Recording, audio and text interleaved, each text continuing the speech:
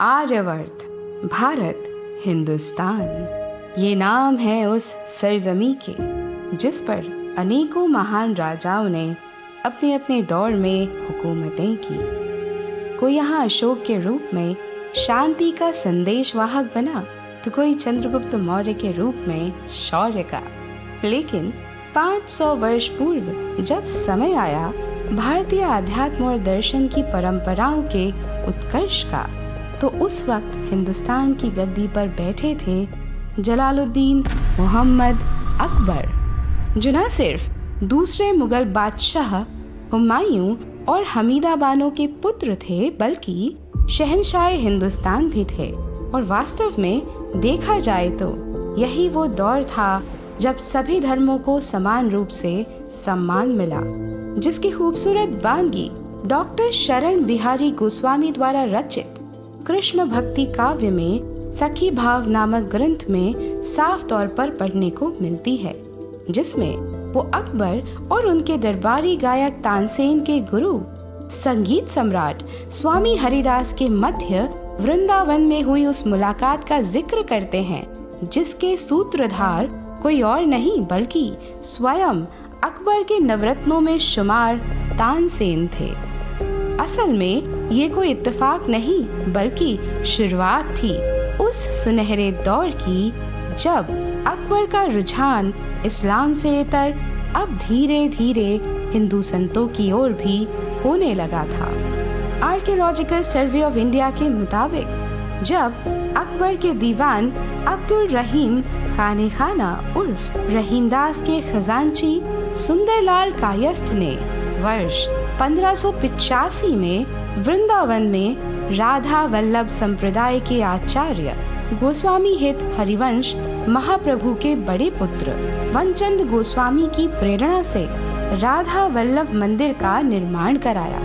और लगभग उसी वक्त जब अकबर के सेनापति मानसिंह ने भी वर्ष 1590 में गौड़ीय संप्रदाय के आचार्य रूप गोस्वामी व सनातन गोस्वामी के मार्गदर्शन में वृंदावन में ही गोविंद देव मंदिर बनवाया, तो अकबर ने सहज ही इन मंदिरों के निर्माण के लिए शाही लाल बलुआ पत्थर इस्तेमाल करने की अनुमति दी थी, जिसका जिक्र 18वीं शताब्दी में मथुरा के ब्रिटिश कलेक्टर रहे F.S. ग्राउस की किताब मथुराई डिस्ट्रिक्ट मेमोरियल में भी मिलता है।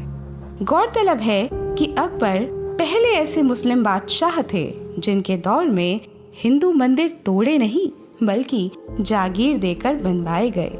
प्रोफेसर साहिब सिंह अपनी किताब गुर इतिहास पातशाही 2 से 9 में लिखते हैं कि वर्ष 1569 में पंजाब के गोइंदवाल शहर में अकबर की मुलाकात सिखों के तीसरे गुरु अमरदास से हुई थी। और अकबर ने जब उनके साथ लंगर में बैठकर भोजन किया तो वो वहाँ जाति धर्म के भेदभाव से मुक्त वातावरण को देख इतना प्रभावित हुए कि जब अपनी राजधानी आगरा लौट कर आए तो उन्होंने भिन्न भिन्न धर्मों के विद्वानों से सलाह मशवरा कर एक धर्म चलाया, जिसका नाम रखा गया दीने इलाही, जिसकी बुनियाद आपसी मजहबी टकराव ना होकर सिर्फ इंसानियत थी और जिसमें हर धर्म की अच्छी बातें शामिल थीं। अकबर की जीवनी लिखने वाले इतिहासकार अबुल फजल अकबरनामा में लिखते हैं कि अकबर की भेंट संत दादू दयाल से भी हुई थी और अकबर ने विभिन्न धर्मों के श्रेष्ठ ग्रंथों का फारसी में अनुवाद भी कराया था। यहाँ तक कि ये अकबर ही थे जिन्होंने एक तरफ वर्ष 1564 में गैर मुस्लिमों पर लगने वाला जजिया कर समाप्त किया, तो वहीं दूसरी तरफ